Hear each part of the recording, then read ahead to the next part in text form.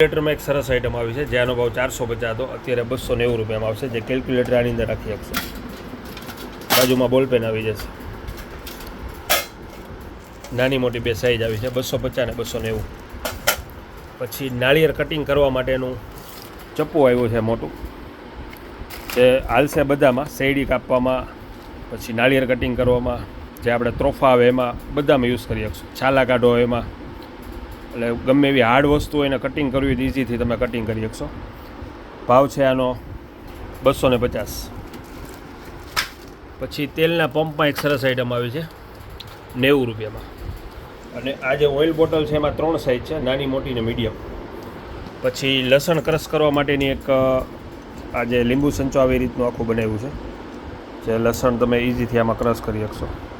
190 રૂપિયામાં. આ પણ એક સરસ આઇટમ છે, પ્યોર એસએસ આવશે.